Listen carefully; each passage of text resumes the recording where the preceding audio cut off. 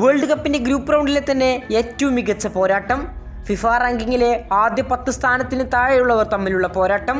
Brazil vs Morocco പോരാട്ടത്തിൽ ആരായിരിക്കും വിജയിക്കുക? ഇന്നാണ് ഈ ഒരു മത്സരം നടക്കുന്നത്. ഇന്ത്യൻ സമയം സാങ്കേതികമായി നാളെ പുലർച്ചെ 3:30. നിലവിൽ ഫിഫ റാങ്കിങ്ങിലെ 6ാം സ്ഥാനക്കാരായ ബ്രസീലും 7ാം സ്ഥാനക്കാരായ മൊറോക്കോയും. വമ്പൻ സ്ക്വാഡുമായി തന്നെയാണ് ബ്രസീലിൻ്റെയും മൊറോക്കോയുടെയും വരവ്. അതേസമയം ബ്രസീൽ ആരാധകർ ഉറ്റുനോക്കുന്നത് തങ്ങളുടെ പ്രിയപ്പെട്ട സൂപ്പർ താരം നെയ്മർ ജൂനിയർ കളിക്കുമോ ഇല്ലയോ എന്നാണ്.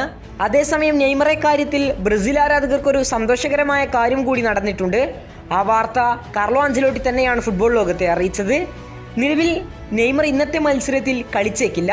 പക്ഷേ സന്തോഷകരമായ വാർത്ത എന്തെന്ന് വെച്ചാൽ നെയ്മറുടെ ഫിറ്റ്നസിൽ മികച്ച പുരോഗതി കണ്ടിട്ടുണ്ട്.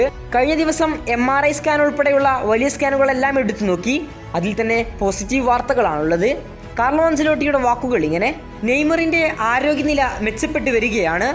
അടുത്ത ആഴ്ച തന്നെ അദ്ദേഹം ടീമിനൊപ്പം പരിശീലനത്തിന് ചേരും. ഇതാണ് ഞങ്ങളുടെ പ്രതീക്ഷ. നെയ്മറുടെ കളിമികവ് മാത്രം പുറത്തെടുത്തുകൊണ്ടല്ല അദ്ദേഹത്തെ ടീമിലെടുത്തത്. അദ്ദേഹത്തിനുള്ള എക്സ്പീരിയൻസ്, യുവ സൂപ്പർ താരങ്ങൾക്കുള്ള സ്വാധീനം ചെലുത്താനുള്ള കഴിവ് എന്നിവയെല്ലാം പരിഗണിച്ചുകൂടിയാണ് നെയ്മറെ ടീമിലെടുത്തതെന്നാണ് കാർലോ ആഞ്ചലോട്ടിയുടെ വാക്കുകൾ. ഗ്രൂപ്പ് റൗണ്ടിലെ വരുന്ന മത്സരങ്ങളിൽ നെയ്മർ കളിച്ചേക്കുമെന്നാണ് കാർലോ ആഞ്ചലോട്ടി സൂചിപ്പിക്കുന്നത്. അദ്ദേഹം പറയുന്നത് മൊറോക്കോക്കെതിരെയുള്ള മത്സരം കളിച്ചില്ലെങ്കിലും നെയ്മറുടെ ഫിറ്റ്നസിൽ കാര്യമായ മെച്ചം സംഭവിച്ചിട്ടുണ്ട്.